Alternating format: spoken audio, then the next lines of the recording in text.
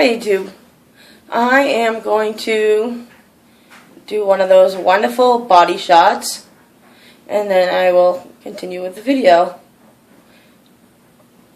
Okay, here we go. Pardon for the mess. I don't have anyone to hold the camera, so I'm going to try to prop it.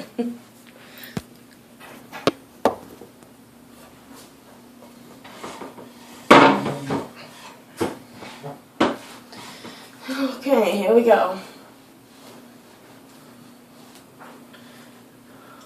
Flabby arms, gotta love it. I haven't even lost much weight yet. So, right side, left side, back side. Perhaps I should have done this yesterday when I was wearing the skinny jeans. Anyways.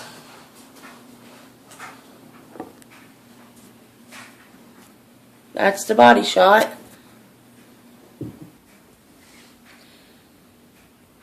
Okay, I'm back. Alright. I figured I'd talk about some of my fears regarding the surgery today. Well, I'm not that fearful, but I had a scary experience. Last year in March, I had ear surgery, and they were moving me to the operating room, and they gave me some anesthesia, and then they put me on the operating table. And as I was laying there, all of a sudden I couldn't breathe, and they had given me a paralytic, so I couldn't move either. So that was a really scary experience. I'm trying to flap my arms, which won't move, say I can't breathe. Which I managed to say I can't breathe. And then, I was doing my best trying to breathe and everything. I hear the nurse or whoever saying, "Oh my God, she's turning blue." And next thing I felt something go in my mouth, and I think it got easier to breathe, and then I was out. Although as I was going out, I could hear them saying, "What's going on?" The doctor walked in and said, "What happened?" And whatever. And I believe I heard the anesthesia person say something about my weight and the chest and pushing me back and heavy, and I don't know. It was all kind of distorted by that point. And then I actually had an image of my mother, who had died in August of 2011. I had an image of her saying, "Don't worry, it's all going to be okay." And then the next thing I knew, I woke up. I was out for the count, woke up, and there was my dad, and I was crying because I knew I was alive. So because of that, the whole anesthesia thing scares me. But I know I don't want to die like my mother did, so super morbidly obese, that, when she was at the, rehabilitation place, she went to the hospital, and then she couldn't go right home. Well, she never got to go home, actually, but at the hospital, the doctor had said that her kidneys are getting bad, and basically to prepare to die, which was kind of a horrible thing for a doctor to say. But, he was telling the truth, I guess. But it got to the point that she couldn't move because she was so big. And, I don't want to get to that point. I'm probably close to that kind of point if I was very sick and weak, that, I wouldn't be able to move. At least if I'm a smaller person, with assistance, I'd be able to move. So, that's a very good reason to want to have the surgery.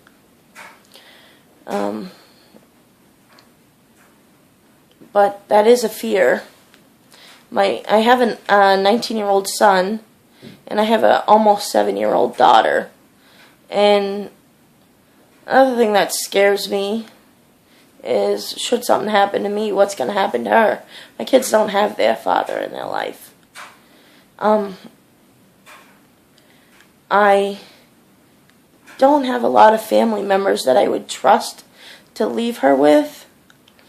My cousin, she lives in Texas, and I trust her, but then I think about my daughter being all the way in Texas and away from some of my family, like my father. Now, that's another thing. Should something happen to me, what the heck would happen to my father? Those type of things creep up sometimes.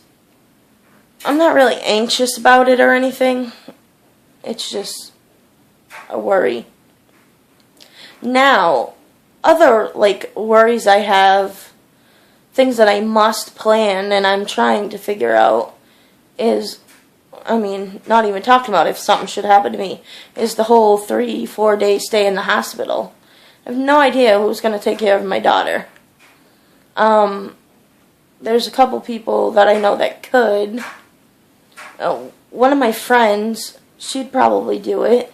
My daughter goes to school and then has after school care. So basically it would just be, dropping her off at the before school care or school and then picking her up at the after school care, which my friend could do.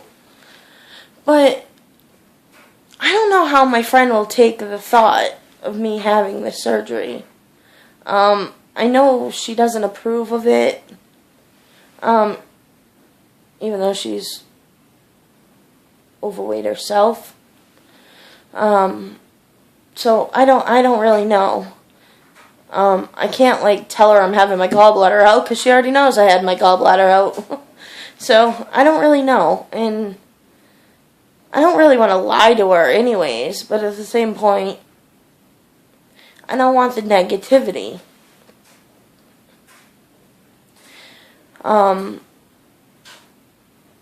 My father's too old. He's not capable of taking care of my daughter.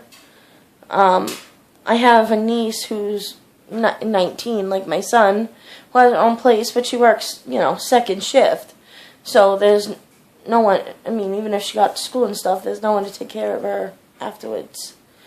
My son, he doesn't have a car or anything, and he's actually in high school, so, him getting her to daycare and picking her up is not an option, even if he kept her himself, so it's just, I don't know. And then I hear sometimes you shouldn't drive with it right away, so even if I find somebody to take care of her for those few days, when I get home, who's going to do it?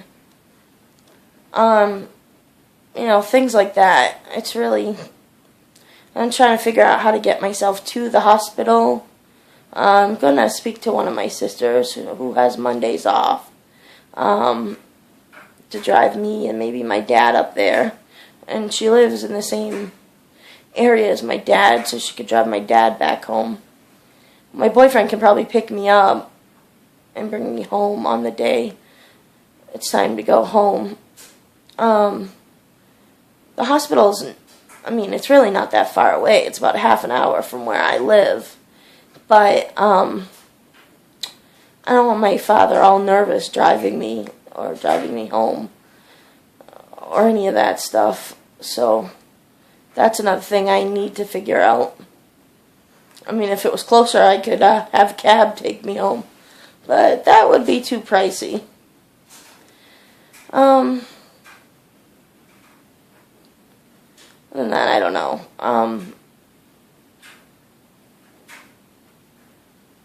That's about what I'm worried about, and whatever. I'll figure out a way. We'll get by. Oh, and part of my appearance, I am so tired. I went to the bachelorette party last night, and I didn't get home till 1 a.m., so I'm just really tired. My family's having a function at 5 o'clock tonight, and I just want to lay down. So anyways, have a good day. Thanks for watching, and subscribe if you would like, and I can't wait to see more of your videos. Thank you.